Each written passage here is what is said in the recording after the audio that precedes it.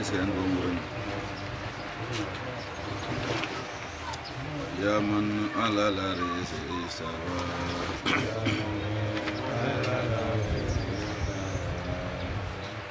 يا من فوق السماوات العلى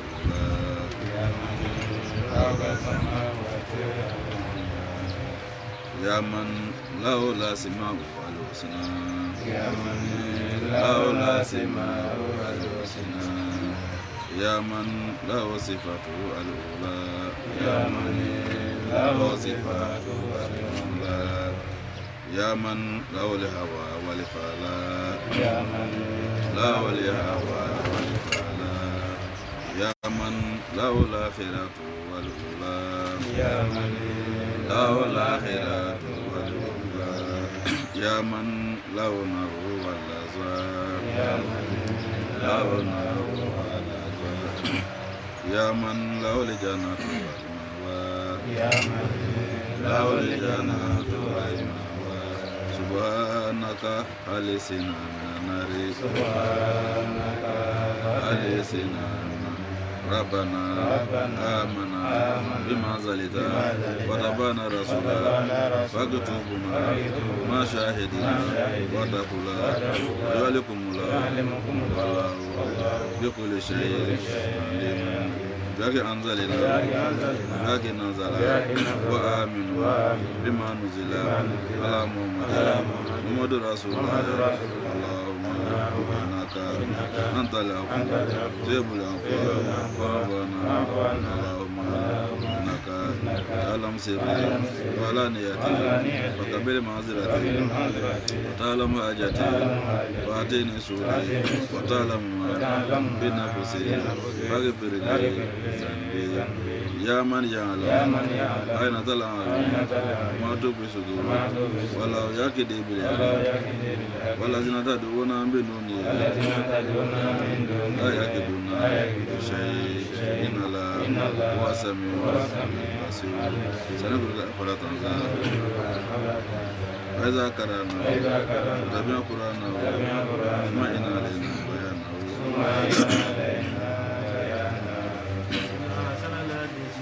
كتاب الله وأحسن الهدي هدي محمد وخير الأمور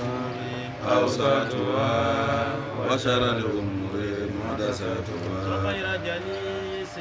لا يمال حديثه وترداده يزداد فيه تجملا يجداد فيه تجملا قتل ولا تنجرنا بباطل به فاكات الطالب عن يد جرى أما ترى لحبلا بذاكرائه في صورة السماء كالأسرى الله عز وجل أشكره في لمن يتلو عليه وياه وكلامه أعوذ بالله من الشيطان الرجيم بسم الله الرحمن الرحيم بذلك وفيت بابك عالما أن تزل عند بابك ينفع اجعل لي من كل خاتم رجاء واسمع لي يا من الليل مفزع ما لسواك لبابك هيلة ونردد يا بابي أكرم ونردد يا بابي أكرم يا بابي أكرم يا بابي أكرم يا دلوي آمنا ألمانيا بما فما أنزلت يوم دوما جري ودبانا على بدوك رسول محمد يا دلوي وكتبنا مشاهد يا نوزكو سيدفلرما وكتبنا مشاهد على نعمة وصبرا لو أنزلنا على بنغا جيرك أنزل القرآن كنا بلبلنا على جبل أمولك لا رأيته سنتيرك لكم الله شيخ أما جيفني مياساتي على سرنا كوسو مدرسة أتلكم kasina yakoso watilika meta de la musa selmiye na dere buwa nyala karka iralina moriye la yatafakaru ukadu wa fadu kan lo nana babaka ano karange baru nana babaka kondra karunana babaka ano karange baru nana babaka jabira karunana babaka ano karange baru nana babaka kunadra karunana babaka ano karange baru nana babaka Kubra karunana babaka nukaranga barunana babaka Turra karunana babaka nukaranga barunana babaka Matara karunana babaka nukaranga barunana babaka Alana hina bondara bizulle nira doya leye andima amelon maye anatazalula nira doya brada Enda babi kayanfa Alahina bundara Enda babi kayanfa Wale kanga baru nafa Enda babi kayanfa Wale kanga baru nafa Ijali Alameda wakiare kelia Alo kanga baru ye maraja Bodara min kuli khati Wahada wukilim lembiyama Wasima Ala ya fakarali Andule Ya mani ile mafuja Kona fi masawe Ya mani ile mafuja Kona fi masawe Mahelatu Dawar fobe makeli Kona bulade na sewakare Alafanda koko libabika Ihina bundara sewakare Wanakwasi libabika Alahina bonara wala nutitu nibanga kana aya babi akira nala kangwa nda jon le dare aya babi akira alandu obeja bio aya babi akira nam ayurumi والذين ينقضون عهد الله من بعد ميثاقه ويقطعون ما أمر الله به أن يوصل ويفسدون في الأرض أولئك لهم اللعنة ولهم سوء الدار الله يبسط الرزق لمن يشاء ويقدر وفرح بالحياة الدنيا وما الحياة الدنيا في الآخرة إلى متى ويقول الذين كفروا لا أنزل عليه آية من ربه قل إن الله يضل من يشاء ويهدي إليه من أناب صدق الله العظيم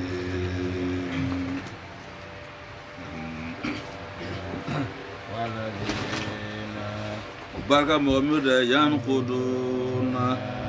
Muhammad jari kera adalai Muhammad jari kera adalai ala laira mimande misaki Muhammad jari kera adalai ala laira mimande misaki ala laira mimande misaki lairi siri kenuko nga faye kateme ko honaka al ahadu honaka mithaq ما الفرق بين الأحد والميثاق؟ الديفرنس بين أحد والميثاق وجه أحد ولا بين مودة كم هذا فقاين أكى أي لا يرى فقاين أسير لا يرى مسير با ما هذا ما نامنا لا يرى سيري لا يرى أحد يا الله أكو بس سنيته أتولى لون ما يتأثرتا ولا سني الرباكة سني الرباكة أكو بس سني الرباكة أمنا جن كفن أو سيان يوتشه يعني سني شه لا يرى أعرف أحد mais sini kana se anga si ka kan di nyoma ka signé abar ahadura akala misaku ye misaku abara min awsaka ka fen siri ana na fen do siri min awsaka do ala benu mongole wala zina yanquduna al ahada min ba de mithaki mire lairi tien lairi siri kenu ko ikano ni da kata kitaro da ko min ba ni tawkidi he agbele ya kenu ko ko wasumel ahadu min atarifaini misaka litawthiqihi bayna almutaahadaini ikana loko aka lairi to la ko misako asiri koso lairi ba plan nyoche anga mo imamu ko ahada laide ko alata lairi lebe bima alzamahu ibadahu biwasitati dalail aqliya yana zalika aw qad ahada inda Allah ika la kuntagilu arabiya lairi ma ana Allah ta'ala che an lairi be an sulama uche hani lairi be an strata uche sulama kan abifa lairi na ala ta lairi le jumai me ala ko ala kan dala na ala ko ala stu bela kun kalu bela kuma ngafo tum kunu an be sona ala ta'ala ko ala ambi fe don na ba ala ka sharia mi diama sulama sama se loro o lairi kalimania rukun woro daman ngoso dina hunaka alislamu hunaka dinu hunaka al-imam wote wakilinte dina mabuniyu ala salasati arkan wal islam mabuniyu ala khamsati arkan wal iman mabuniyu ala sittati arkan kilinte ma wa din dina le bifenyi dina nika dina jete wole bo atoro ngono oyike oyibo minal islami wal imani wal ihsani dina fere dina de mabniyu bil ihsani wal islami wal iman donc rukun sombara pilier sombe dinara o pilier saba o jona o lo solomay flana o le limaniay sawana o le nyari ibe lamna sena jibril na la chara sallallahu alaihi wasallam ako akhbirni an al-islam wa akhbirni an al-iman wa akhbirni an al-ihsan donc na kana dina rukunu sawa pilier sawa fo shaboy ko solomaya sisa o fanani nika o pilier sawa ta ka solomaya bora solomaya lorasa pilier lorka wala jumai shahadatu an la ilaha illallah wa anna muhammadar rasulullah l'attestation qu'il n'y a pas de divinité à part Allah subhanahu wa ta'ala donc oui akana jaye tell me to petit la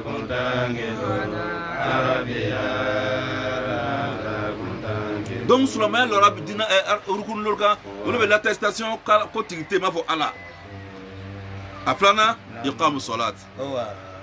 ka ser officier asawana itaw zakat ka jabo ananina somu ramadan ka sungar sundo alorna haju beti la liman sato ile sabila uma bon sisa dina pilier laba jumae wala ihsanu ye ma wala ihsanu huwa an ta'budu allaha kanaka taraw fa in lam takun taraw fa innahu yaraka donc on le veut solomaya différence be solomaya ani dina che on le veut ni donc c'est ça o lairi ango mita ani alaye ngango fa ana na mane nyon solomon na lairi mita ani nyon anya fa ani kafir ka lairi mita nyon anya fa ako mo me be lairi chena ala ta lairi chena lairi siri bele ka nuko ikayanda la kontangizo arabiya wayakitauna ale moti ereke ma fena amarala ala kanya amareke obiye midatu nyoya ye aniyo sola midatu nyoya ye aniyo sola midatu nyoya ye aniyo sola madatu nyoya lema ikaike yafo de lenga fongo ani huwa badalu midomiri bihe midatu nyoya ye aniyo sola midatu nyoya ye aniyo madatu nyoya lema ale mo chani ke fele arede ale mo chani ke fele arede lokoroka belo kofore de kafire ya ye walima anala kuta ale manguruju morde alla anatu danga lahum abale mo ale bodu yorojanya an rahamatila yorojanya an rahamatila wala hina ala ta hina ma wasuda ana sulaban da so se ju da wala so se ju da wala bare ale ange bato laba asai ato wale mo ye fidare so kono no lahirati baba so kono no lahirati so kono no lahirati so laba ikaige ika ni laana tu kono laba ika laanu fle ko min change le agis dese bato baral be danga ike na ika danga ta kabla laka ika laka dese bato le na ika dese le kodra nganda to alama ngi keta oui chan Allah na tu min change le agis ala do anjisu te huwa al-qadir ika no ko so tani laana tu kana ala kitira ako al-bu'du an rahmatillah ta ko danga bima yoro janya be al-mawri kabala ta hinama وهي أتلا بارودو جهنم الله تعالى ده يبسطو الله يفونك الرزقا الجرا يوسعه الله يوكر لمن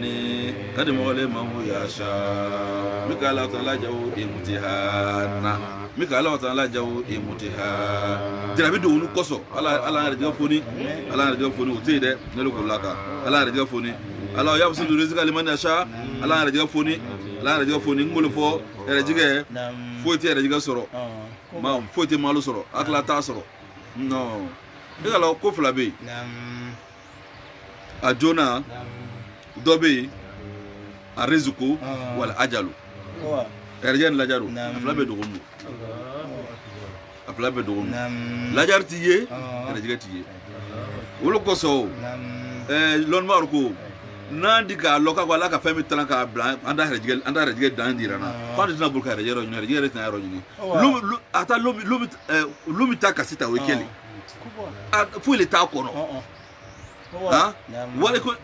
ena milliard soro bi akase ba soro le ila tu le tara e fana ka wuruka taiti na soro afere anzi meta ele baraka wuruka ko bo meta la bo gidona ta wari ni eta la so forsu do na ya ko ka wa ke maka da be ka so le jigira ka parce lati da soro eta me ta fu soro donc era jigale mo ni mo te era jigale ni ka soro la kutangelo arabia wolo ko zanga mo shekul la ka mo to bon ka mo ko wala ka fen dunya fen danfla fa arada bina al ashiya wa arada mina al ashiya ala wata laka kodo nyiri anfe kado kodo la nyiri anye ka kodo nyiri anfe ka kodo la nyiri anye fama arada law mina fa azharaha aka femi nyiri anfe ako bange wa ma arada bina fa akhfaha aka femi la nyiri ko ya nsoro ako dogo فاستغلنا بما أراد بنا مما أراد منا أنا يرسولا ni fenta nyini ye ala ka fami do ama kado ala nyini nai kado kodo ka fema ala ko kwan femi ke kado abanga yin olo juma yin la kuntangelo arabia la kuntangelo ala ka se fala lo la nyini nai ala ko banga yin ala ka songa do la nyini anfe ala ka ban fe ala ko banga yin ala ka heji ala ko banga yin ala ka nyaari ko an wardi mo ma ala ko banga yin ala ka atobe ngono bade ya tu ala ko banga yin ala ta ala ka kojugu me ko ngana ka ala ko banga yin donc ala ka fe on fe nyini anfe ala ta ala ko be banga yin mais ala ka fe mi la nyini ko ya soro ala ko do ma ala ka fe nyuma do ma ala ka herajiga do ma ala ka laja do ma anu soro me ne herajiga le ye an herajiga ta soro le kanyina atobe ngono ala ka fe nyina anfe anu tna yi anta ira al ajal mahtum ikeno donc anjija ka ala ka fami la nyina nyi anyo toyi ala fami nyini anfe anyo ke donc ala yerajiga yiriwa mogole mom kala ja wa yakiduru ala yerajiga siti yuda yiku ala yerajiga siti limani mogole kamu yasha mom kalaja wa yuqaddiru alay sidike yudayiku alay sidike liman mora yasha mom kala talaja wa farihu mangani arfarfuna ay kuma koro ahlu makata kuma koro ahlu makata dorko ya doko ay domur wawu domur jamu'i kuma ngarlumu doko onde wa farihu yere jiga yiri wa mogori olu farfuna faraha batori yere jiga yiri wa mogori olu farfuna faraha batori Allah ya busutu rizqa liman yashawa naka na rejiga basutu ka di mogomawo yafrahu bi farhi batori dorkoti ibe yirake wala kafiru farfuna farha batori la farha sukri oluma farfuni jasolata farfuna nugo farfuni fila nalaka la kontangelo arabia nalaka wardima kasi karata wari dia warta nyema ka lakar mo ye ala ya jasola koso o shukuru wa ko ashukuru me ki alla kar woso koso ko farha batori ko yoro bare do ulu kafriera ulu farfuna ni wari ni yadata farfuni ana bele haya ni nyana maya ye adunya ni nyana maya ye adunya dunya ma ai kuma koro bima afafuna fenyi na luhu aka soro ka femi na unfiya dunya korono aka femi na dunya rawo aka kawano yo ke waso no yo ke farfonu yo farha bator wariya wasumua wa male haya alala nyana maya make adunya vango nyana maya make adunya nyana maya make adunya nyana maya suru nyana maya make adunya nyana maya make adunya nyana maya suru wala nyana maya make adunya nyana maya make adunya nyana maya nyigerenge nyana maya nyigerenge nyana maya kafani dunya nyana maya nyigerengelo nyana maya kafan numu nema me bara anema be nema to zaila abena urka boy fi janil hayati afuka akuru fi janil hayati akhirati Allah hada nyana maya ukarafe ila mataun mafadam da fitin lumu shay'un fanum qali fan fitini yuta mata da mu yake obi na le fenyi wayazabu na le fenyi wayazabu ikake todo dunya la ikake milliardaire chogo ni milliard maba ibena bande aga milliard kona maba ibena bande bon milliard kana bansa ika koro e milliard tika dum ka mafadu fen rekoni frère nya fo yana ke ala ota la ka dunya dan yeta ya la ka dunya yere di mogo mi uma arsi masan bi lo soro ay ala me na o karamo ba mi to bra si ba waye so waye sara san bi sa on sawa si ba waye san bi sa on sawa fatura to ko ba mbara ta ka san bi sa on sawa ke mogo le ka to na mi sulema na o frère zul ka na no frère arsi masan bi lo bi o soro donc o mo le ira ala ka nema bele ba di mi ba ma me donc nema ka mo le nyarma nerma la atma la haranyina ra nema aka mo le nyarma ma fo le nyarma o ko so fe mo ka dia ma ta kala nyina e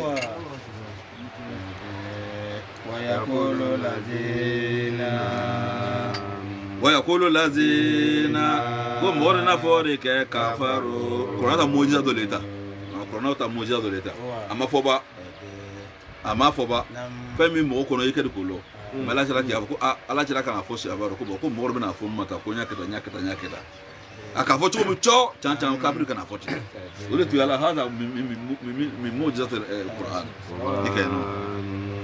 wa yaqulu ladina ako more na fo de ke kafaru mo mi kafir yara mi ale kita mo mi kafir yara mi ale makata kama nungura laula unzila ayatu akon ayatu gajigi ala unzila ayatu ayatu gajigi ale kokodo gajigi ale cherabama ala muhammad cherabama sallallahu nyama kabalara wa salama nikiska balara ale cherabaye mirabi kabo atigala duwa kala answa karako na mi Musa tagama bele ɲɔgɔn di dɛ wali ya di ana buru ɲɔgɔn na dɛ warna kati ani sɔlu ta ɲɔgɔn bɛ ɲɔgɔn na i ka ye tirama fɔ de ka wula o mu ari ina la ala dɛ y'o delu ala ye feere de kɛ mani mɔgɔda yasa ala ka laɲini kɛ e de la o ala ka laɲini kɛ e de la o ala ka laɲini kɛ e de la o ala ka laɲini kɛ e de la o n bɛ taa firi la wala tugeni ayati k'aw ko tu wala tugeni ayati k'aw ko tɛ se ka kari kɛ ani o kabali mɔgɔ minnu sayi kanara waya hadi ala kana kɛ yari sudu ala kana kɛ ala kana kɛ ile ala kana kɛ ile kata dinama ila dini ye kata dinama mani ala kana kɛ mɔrɔ ana misokora raja mo misokora ile kata lama wayubudalu allazina amanu fale kɛ uta allazina amanu min mani ko mɔra mɛ ko mani anaba man anaba donc allazina o ka badawle ko man anabara wayubudalu allazina amanu min man même orle ma amanu bil manara wadati maynu qulubuhum ajusu mafadaya tasukunu qulubuhum al mawjusu mafandaya bizikrillah al mawjusu mafandaya bizikrillah ajusu mafandaya bizikrillah nala ko boy ay kuma koro wandiye kuma koro wandiye ni ala ta nguna kan na ta lairu ala ka lairu mi di mogorma no be fora ni ka mo bo fora soloma bere de arju sawati arju mafandaya ala kuna jama tatima enul qulub yusul mafandaya bizikrillah yusul mafandaya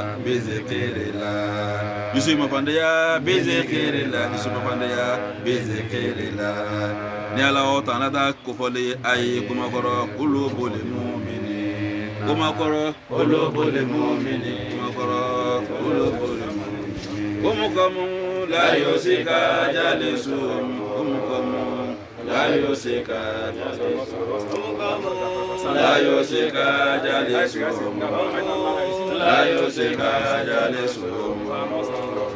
yosika emangara mo wa kamo mo badalum la yosika jalisum asunyo kuna tigoya la yosika jalisum manga wala san base sa no wa kamo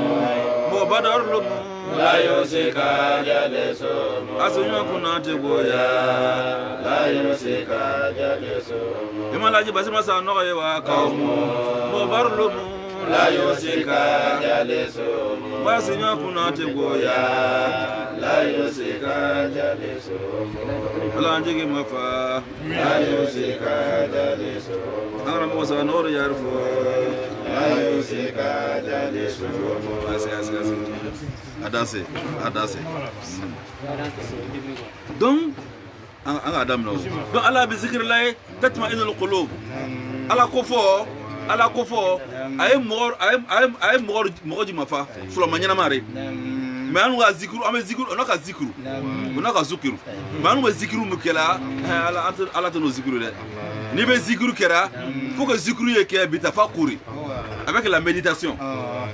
et bien wurdir kera il be ala invoquer là il be invocation na il be ala invoquer là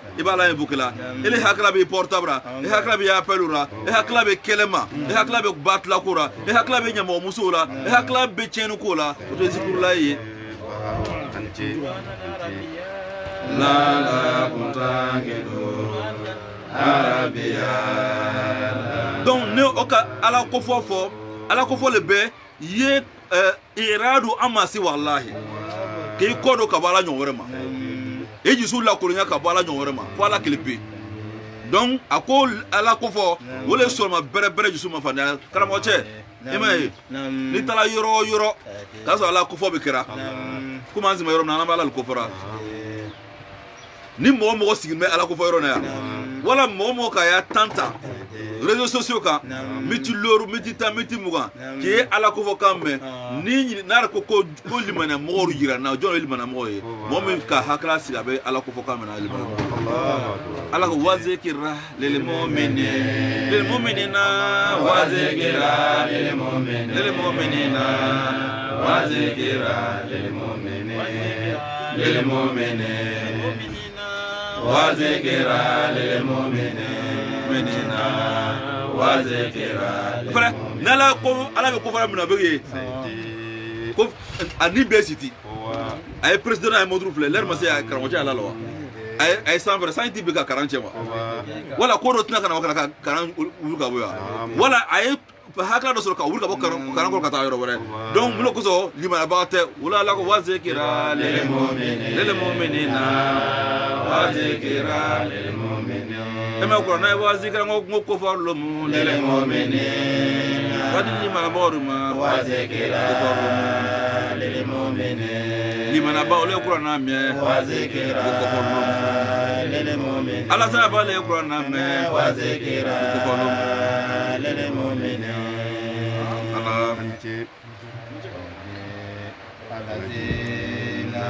ala sana barde amanu wala liman yana wamilu aga barake al amala bango bararura asalihati bango bararura asalihati wazamanu ontu wa kama na'atu maqama to marta lon bayana jula kame ba koso to marta lon sura ka dafa tumna wulu tiafo mana duna lafzi uta wamilu aga barake asaliha baranyana mana al amala asalihati afo mana duna lafzi وكال أعمال التجاه لفظاً كان نايمانا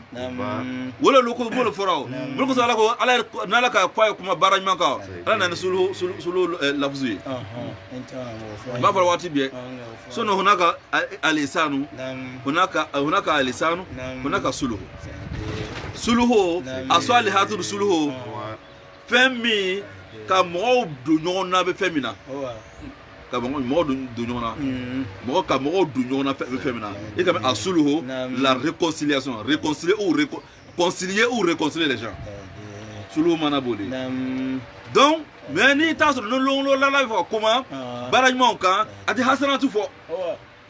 jara hasanatu belete hasanatu ye ja barajman belete barajman do be mo do beta fo na le akano ye non wala eka wardia me manyar le kwa eka ko be chen dayma la lan barake modo be Israël akano yi no kala fa oti la la mi nabi Musa wa alayhi salam atala Quran Arabia la kuntangelo Arabia la kuntangelo nabi Musa tara soro de serbe kura piscine arbe kura dan don do be atsika ko asigime dambe ka bar ko asika kensigime demsen to ba no jara nami Musa atala se ko ala e ka demsen to bi danganya karbe solo nya der afela be kura kamene fere na sitin be atsika ko ala iti akene asho ka dema ka solo nya sho ka dema ka ke kara ko motori afana sika ko ala ko nami Musa mo ko nga akuru yo ta ko saro ka ko saro daina bara nami Musa ha gbele pidinno ka ko saro dan ka bara ka lokatele Allahu akbar ma lokatele wa aka panga tunjira atuna jira aberani kam problem ya ko na ko kankare ka flana na ko kankare ka sauna ba no kankare nami Musa ko ala shoko dayare ake dai ashoko nora wazikira lil mu'minina wazikira lil mu'minina akwala shoko danyara dami tibara shoko rai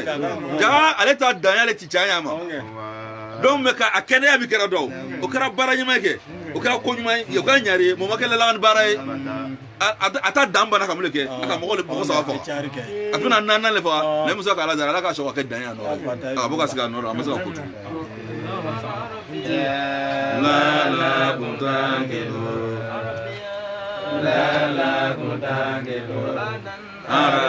o koso i bɛna fɛn fɛn kɛ an ya sariya la min ye kɛ ka taa mɔgɔw bɛɛ kelen ma ala b'o de ɲinina olu ko ala ka sulhu bila yen nɔ wa amilu asalihat min ka baara kɛ baara la baara min sɔrɔma bɛɛ kelen ma n'an ka taa sɔrɔ sɔrɔma dɔ bɛ yɔrɔ dɔ la wari tari bolo an ye jagabɔ ka taa di a ma n'an ka taa sɔrɔma dɔ la sibon tari bolo an ye wari di a ma ka sibon ɲini k'a di a ma an ka taa sɔrɔ yɔrɔ dɔ la banabagatɔ don an ye fila san k'a di a ma an ka taa yɔrɔ dɔ la kɛlɛ de b'a fɛ yen fɛn b'a bila an ɲɔgɔn olu bɛ nin ye an ye sa k'a lala ni hakilila cogo min ni nafolo cogo an y'a kɛ ten wa amilu salihati kɔrɔ filɛ ayi sinon dɔgɔmuso bɛ yen wala denmuso bɛ yen i bɛ k'a fɔ k'ale faganan dɔ ma a jarabi b'o faganan na wari tɛ faganan cɛ bolo ele ka na ka na 100,000 di denmuso ma e ka 100,000 di denmuso ma 100,000 di denmuso ma ka yada a cɛ kan a tɛ cɛ bonya tugun a ye cɛ dɔgɔya o e ka ɲari de kɛ o tɛ wa mais i ma lalaga ni baara kɛ salihati kɔrɔ filɛ olu ko ala ko wa amilu asalihat donc o ye mun de fɔ an y'a kɛ baara an ya kumakan karamɔgɔ kumakan ani baara ani comportement i tagama cogo e sigi cogo a bɛɛ kan ka mɔgɔw réconcilier a bɛɛ kan ka mɔgɔw bɛɛ kelen ma de kana baara kɛ sariya la hali ka taa sɔrɔ olu waati dɔ bɛ yen ko dɔ bɛ yen i kan ka a can dɔ fɔ mais can fɔ buje taa bɛɛ sulamaya ta tiɲɛ ma kana fɔ Quran Arabia la mutangidu Arabia la mutangidu Arabia ita ko ita cɛ n'a muso cɛla la cɛ ti gundo dɔ bɛ cɛ ta kalama n'ale muso ta jɛnɛya kɛ ye ale t'a sigi jɔn ko yafa ma a ko n ka jɛnɛya kɛ yafa ma o mu cɛ kunda ye e ka can de fɔ wa e ka tiɲɛ de kɛ donc sulu kɔrɔ boli wa milu a ka baara kɛ asaliha a ka baara kɛ asaliha baara ɲuman na mutadaw o mutadaw le ye habaru daw tuba olu tuba ye allazina baka muhammad amanu wa min limanyana wa milu limanya wa ka baara kɛ baara asalihati baara ɲuman de tuba ajina tuba dawlahum ajina tuba dawlahum bari ye sabalo e kame ajina tuba yirdolu mu abako ajina ala dan bema soburba mi se soburra mo ti se ka bari ka ile ka sobur ka san wa ki ma se ka airisuma tige airisuma ya di ko climatiser air naturel ni bala yesu nogo satiki fofo tiki onko tuba be harjana donc ça ni ka tuba duma ay sa ke stajar frijanati yasur rakmi fi zila meto am ma yakton wa donc tuba jawo jadawallahu mun jawo jadawallahu abari jabari donc tuba bi mana masdaru mina tayyibi ikayno ko jabari aw sajaratu min fil janna ana yasiru rakibu ako so yelemba oye bore fezeliya asuma koro mi ata an sankeme ma yakito ataka tige ya burka ba ataka tige wa husna ma abi ani atoba wono shoko yoro nyana man dawlahum bariye marji'in osna marji'in shoko yoro nyama dawla bariye donc tuba lahum wa husna ma'abi lahum do côté amodo ko ngamo shaka lusiko yafo tuba lahum wa hasuna ma'abu tuba ko jawja de lahum bariye wa hasuna ma'a shoko yoro nyana arjana lumu ya leka hasuna ka filu ye kama abu ka fa'ilu ye arsalinaka jeraba daga cira ke lera kazalika dezile kama arsalina kabo nyamizo cira ke al anbiya namnora kabulaka ele cira banya tele fi ummatin manundora kad khalatu ummamu marusha matamara min qabuliya ale manunya tatilu wallazi litatiluwa Nosa karanke takira, nosa karanke alemu, المغرما الذي يفن كرما أو هينا نلك فم ويفيري إليك نلك فم ويفيري إليك نلك فم ويفيري إليك كان لما أي كما كرو على القرآن أي كما كرو على القرآن كما كرو على القرآن لنا ده وهم المورد يغفرون أكبريا برحمن ni dunya nema lolu tige aiso qalu chemina ga foreke lama umiru to namna nyamara kara bisujudi ben yin lahu rahman masala ye wa ma aga foreko bazulumu arrahman ko be rahman masaye kulli tara foreke wallahu abal mawru ya muhammad e foreke la mal mawru ya muhammad ele foreke ya muhammad ele foreke ya muhammad ele chiraba de huwa ni maraman masalo da rabi ngurbala lomu la ilaha titemba do bechanyi ila huwa titemba do bechanyi ila huwa titemba do bechanyi ila huwa titembi bado bechanyi ila huwa titemba do bechanyi ila huwa Allah isa kasu subhana masubu tigi jate da ila huwa tigi jate da ila alalu dika no la kasu sifa wala masubu tigi jate da ila huwa tigi jate da ila alalu me tigi bado bechanyi ila huwa bado bechanyi nafiu wa isbatu la cha kitira ike ni na saka na foko alasan an amala san basiri wa huwa karimu kum gobalu ika bonya do le faraga ko a bisiri an chema ya ko bisiri mo gobale an ga famuge me ni ko mo gobate ya ma ko bisiri o bonya abuga da teme atobe ngono doni mo gobate yoro na ya ma ko bisiri la ika nafiuke ika bonya gbenga abo biema ka isibatu alema do o la di alai la ilaha tiki foi le tei هذا النفي ولا جانب سلبي ها الى الله وجانب الايجابيه ما فعل دونك النفي ك تيغيا كورويا manguru e ka gbe ka bo fem biema ka sa ala klepe wala ade ala yi la kuntangilu la kuntangilu arabia egode tawakaltu ngaya wakile ya ale alama shogoro do dawu ile wala lema ana watubi wala kazala lema wanazala wala ana qur'ana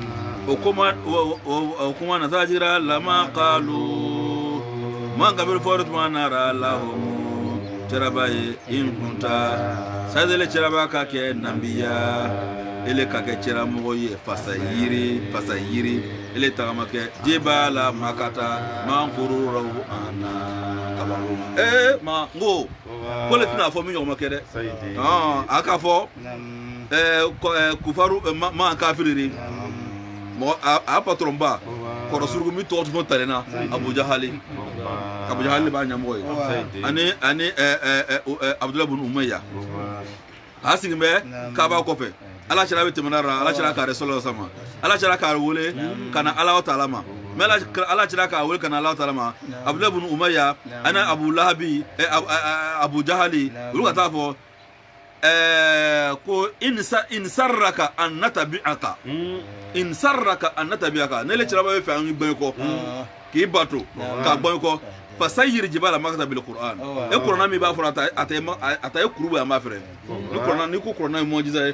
ko ka ko bara pala le ka fo Qur'an te man kuru puse ka boy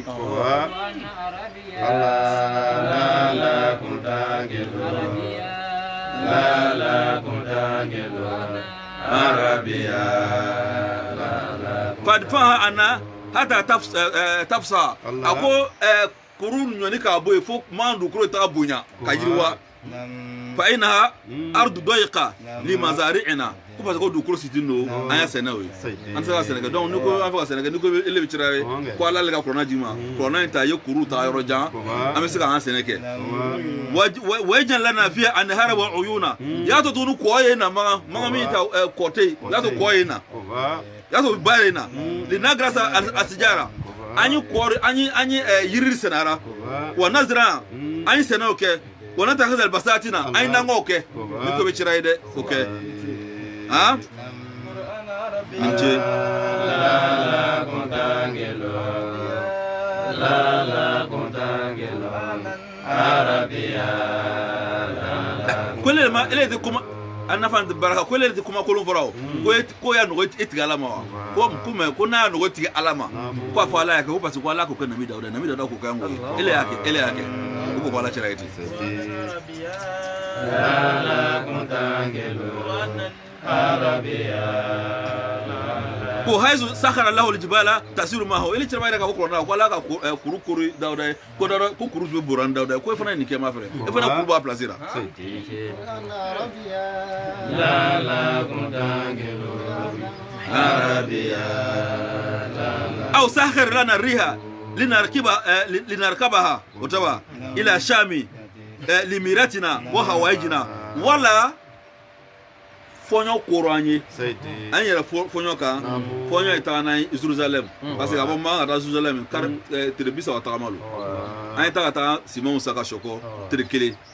parce que il est ka fo konara wala ka fonyo korona misulemone donc wala fonyo koranye ma frère ni chalo la contangelo la contangelo arabia wala cheraba ambi ma koro mu fara sanyi wa kele a kunu ya diama ka ko ele ka fo ita corona na kuna me exact be su kuruna e fa na yesu su do kunu corona ma o fa la cheraba la contangelo arabia la contangelo o ka fo ika lo ni choma ka nyagwa watu do na ka kram mo nyagwa ikoro mo do na city ala tira shabo kana city shabo yira ka ta fa ala tira ta ka an rasulullah toma an fi imanihim ulu do aga sanwa saka limaniya wala ka yan saka daru ana wa bu anse ele tira ke ele kunke lana an loriye aba ana ambe maja korokoro ri alemonta ambe maja korokoro rura alemonta ambe maja korokoro rura alemonta ambe maja korokoro rura alemonta suri almauta jama maitu ikalo ni anamade ni su jama na ko damadamara su jama ya aina amwatu aina mauta ikano me mo masaba ebe faka fo atigina ele be alu be suye ota jamotina unachura ko anakumu mayituna alemna tele antum mayituna alu be suye mo ma ke suye itibar ma yakun ayena ke suye ota jamona mayituna me be suye kaba wona mauta au amwatu akosa wa bazulana aba ana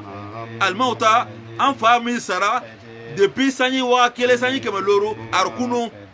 akana da kuruma de yo kalimuna ona kuma nyoma kanlora anaka kole tira ba da ona biyo ko be tira li Allah fa do kana kunu aba ko abe bana ma de minata ko tira lo ko no ka kamu so ka so Qur'an arabia la contangelo Qur'an arabia la contangelo aina Qur'an kara arabia kongana la contangelo ko maria famo la contangelo nala so ana pana che française la contangelo sango nazarabo tuzo ya famo la contangelo sango française fabare ya famo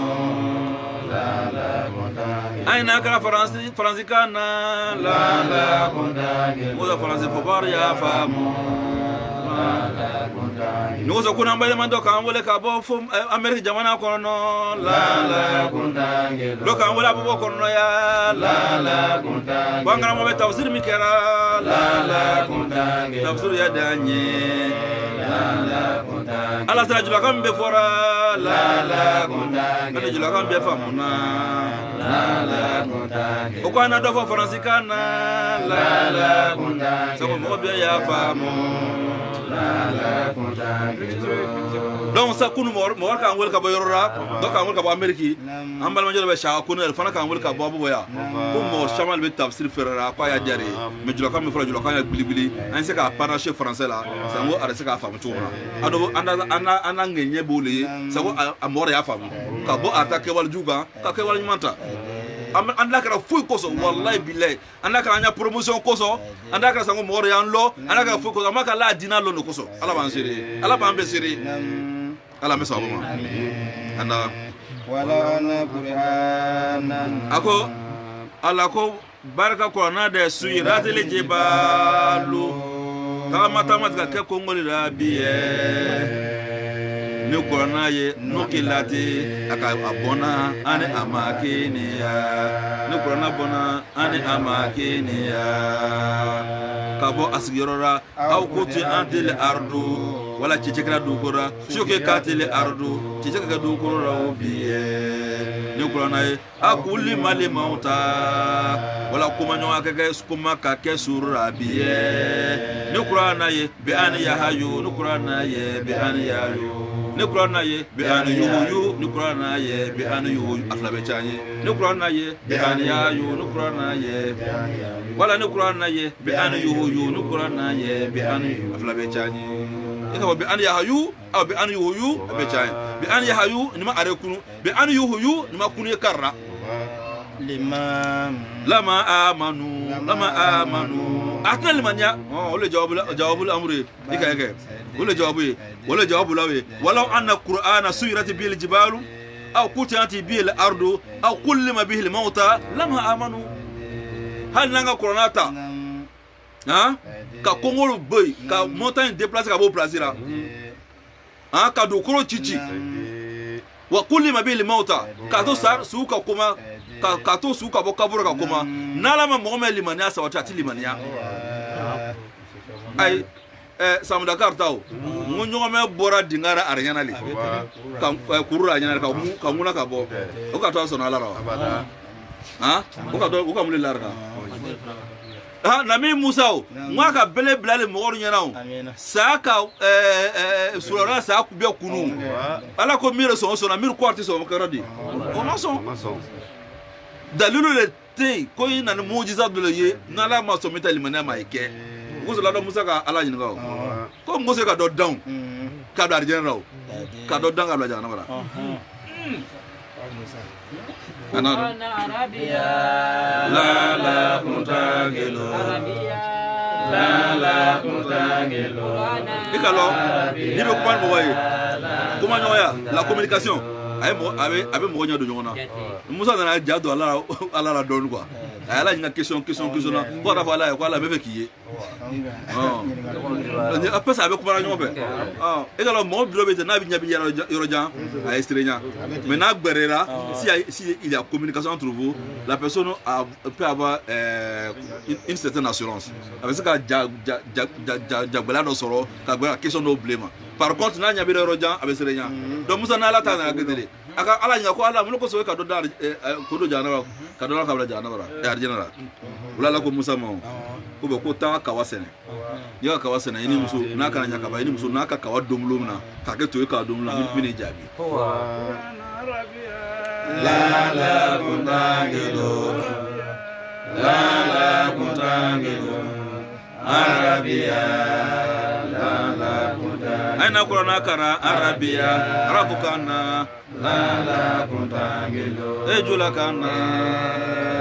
la kuntangilu sango julari ya famu la kuntangilu Musa kata seneke kawakanya kawana na nyamige kawana na denge kamo watu na Musa na kawakari kawakari akana kawaworo ka kawa farabara kawade ko ba koroka kabanga demla tunka susu ka bubara ka so ka don pran susu ko ka muwe ka don ala ka ɲininka Musa ko Musa ko i taga ka kawa sɛnɛ ko kawa bɔra yiri min na ko i k'o kɛ cogo di ko n k'o to Kongo ra ko fara filaburu min tun b'a kan i k'o ka kɛ cogo di ko n k'o bɔ k'o firi a ko kɔrɔ min i ka kawaden bɔ kan ko i k'o kɛ cogo di ko n k'o firi ko a tɔgɔ bɛ n kɔnɔ ko e nana susu bugu min tun b'a la ko e k'o kɛ cogo di ko n k'o firi ko mun kosɔn Musa ko ma ko tora ko ala ko ne ka min dan ko jan ma ko tora le Subhanan Rabbiya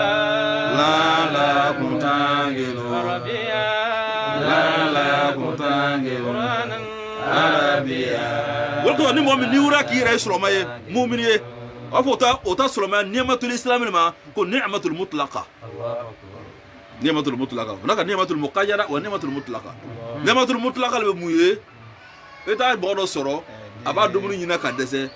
ko ala funsala chema muna fasala ka sulama ye ikeno o ni'ma mulukoso ni'matul iman wal islam wal ihsan alaka boya mina ta vero no le arjina ye o ni'ma baka mais ni'matul mutlaqa muqayyada le juma dole be wariye ega war soro dunya ne ya ni mata kala nyini ati mako nyuma lahara ale muqayyadun bi dunya ale sirme dunya da man la ale saka itlaqu ke al haraka longo ni'matul muqayyada an ni'matul mutlaqa ka beje ka di amma ke bal bi Allah taala ala mukara donc aka fo ala ite chaba ite fo Allah taala kana fayo ko hali ni kuru kana tama ni kurana ye kasuru koma ni kurana ye ka do kuro cici ni kurana ye lama amanu ko atna so Allah taala anda o koma to de ale amuru wal nya de lillahi wala taala yu jami abela ka foni la li ghairi atala nyo wore wala yuminu modi limanya ila mani mafol moli limanya sha alaka la nyini ke imanahu alaka la nyini ke imanahu alaka la nyini ke imanahu alaka la nyini ke imanahu subijako ورشاد الفتى أو غيه متوقف على قسم مخبوءة في المقادير. كما تعالى لا فود. على فود. كلامه تقولون ولا تزكوا أنفسكم. إذا رأسوا واتنا على فلسنا لوما. كلمنا دوانا. أم سندنا. أم كورونا كرنا. أم كورونا كرنا كومه. أم بالا باتورا. الله تاملو كنا واسو. أكو رشاد الفتى. أنا ودي أفري. كندا. فنانجي كندا. أو غيه. ولا أنا ودين تفري فرنجي تفري كم متوقف على كسامين مخبوءة في المقادير الله نمتران كودول لمي دو مالا دو على الكابلات الله كتير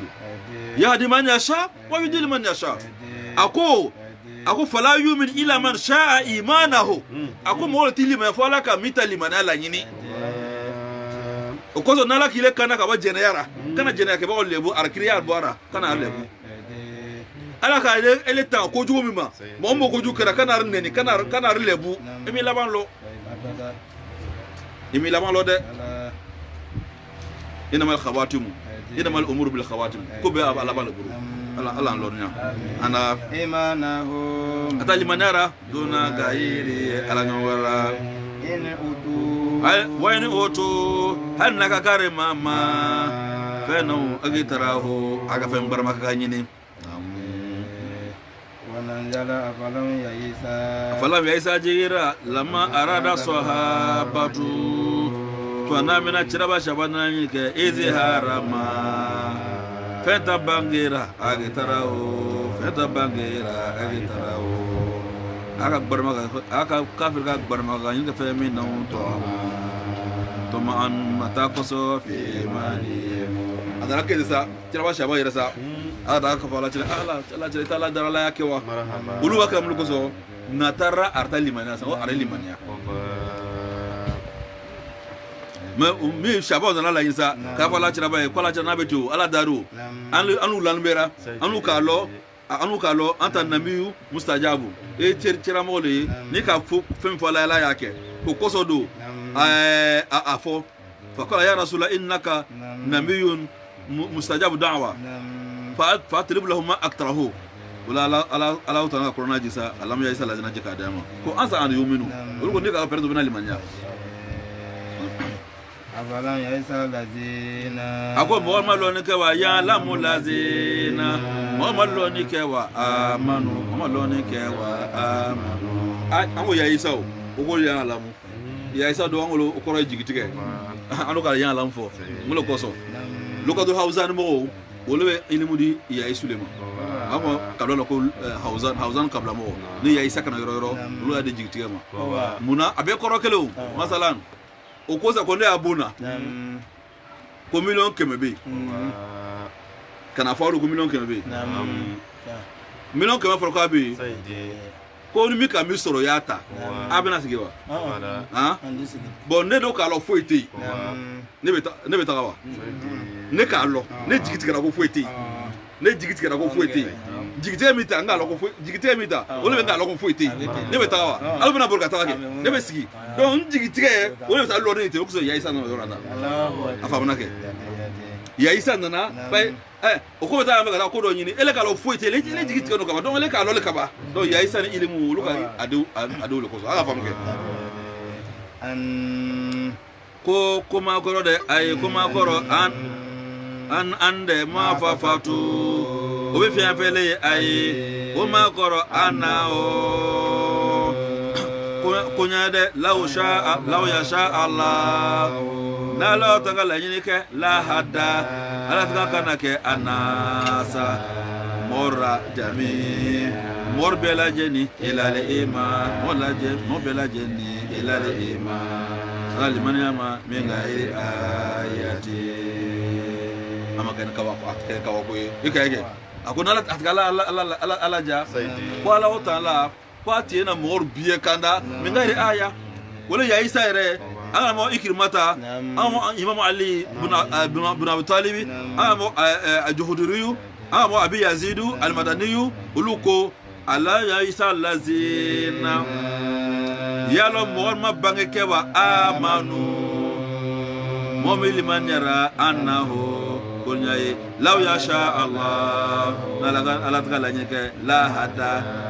atka kana ke ana morra jami mobela kafuni ila al-iman mobela kafuni ila al-iman mobela kafuni ila al-iman kalimanyama mingairi ayati amakan kawaku wala لا يشاء الله ما عندهم لا تبتلي انا فضلي لا يشاء الله نل في الله لو يشاء الله نلك لانك لا هذا تنكنك انا مر جميع وبلك فني ولا يزال الذين اكو مور ماما وري كفروا مومي كافر يرى يا مكتا مومي كافر يرى يا مكتا مومي كافر يرى يا مكتا ما كما نورا تصيبهم قارعه koko jangara na soro kalura dahiyatu aha kudle tusibuhum qari'atu koko jangara na soro kara bima sona'u atake walen ju koso ayi bi soni atakuju koso ayi koma koro kufuruhum koma koro kufuruhum koma koro kufurihim koma koro kufurihim koma koro kufurihim bima sona'u bi sonihim ay bi kufurihim dikayno alqari'atu wala be idrabu shay'i bi shay'i idrabu shay'i bi shay'i kala ko ka martum bilbi do beta arata ka fenu bone boom martum fen bugoro boom da wala be qari atu mo be bugoro kana yi abale jati gara ale me naka bobo ale jisu yere abe bora mo me mamina ko be jisu yere ko jangara dole na ma jangara mi be ka ko mo aka nyonsi ka do jisu ra me wo ko al qari'atu mal qari'atu wa ma diraka mal qari'atu al qari'atu mal qari'atu wa ma diraka mal qari'atu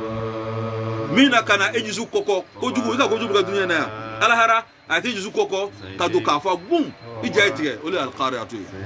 dikayke dahiyatu ako maswa jangara takuruhum aye ko ka josora bisuno fele balai ni bala onyesa nyesa ye mina le katili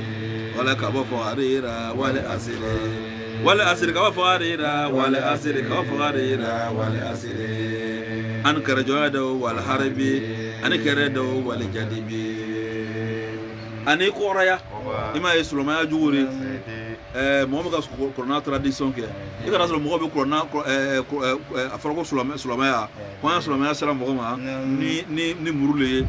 i ma dɔn katulu bɛ kuranna la mɔgɔ min bɛ ka kuranna tradition kɛ joona olu ka katulu bɛ di fagali ma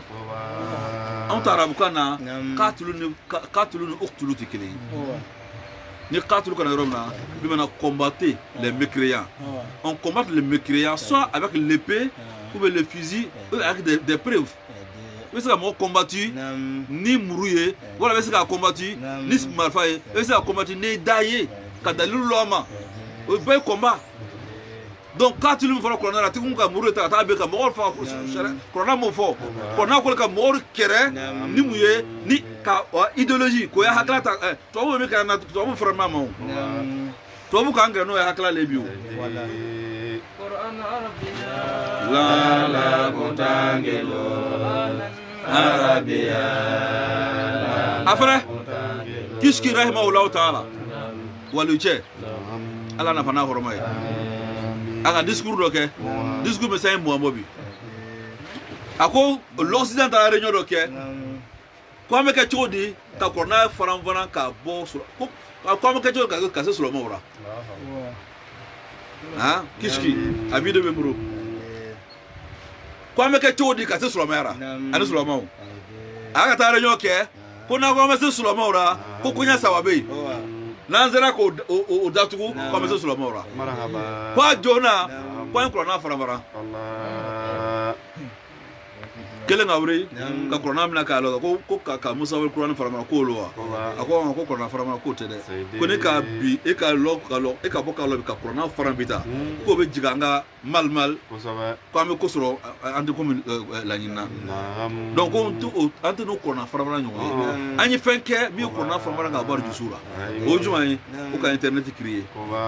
ka téléphone android nu créer whatsapp créer ka a tɔgɔ kɔnɔ fɛn ɲɛsɛw créer sulamacɛ bi wallahi ni ka wuri sɔgɔmada fɛ bi joona awaluma yafalu mu'minu wala bɛ ka téléphone ta k'a filɛ n'a ma message sɔrɔ bɛɛ b'a portable ta k'a filɛ ni mɔgɔ k'a wele wala bɛ ka message bila a ma kuranna tɛ fɛrɛ tugun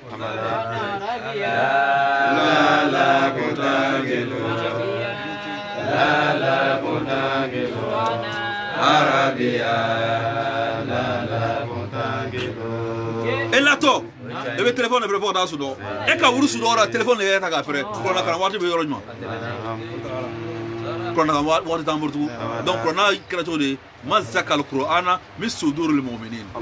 kuranna fara mana ka bɔ silamɛw fara fɛnɛ bi fɛnɛ awal ne yɛrɛ joona ni kuranna y'a ka jigin so pɔku ni tɛmɛ n'a ye mais kuranna y'a ka jigin tɛ se mun kosɔn an k'a bɛɛ bila téléphone na an ko téléphone b'an bolo n'a ka jigin an ma e na téléphone f'i ye k'a filɛ a kɛra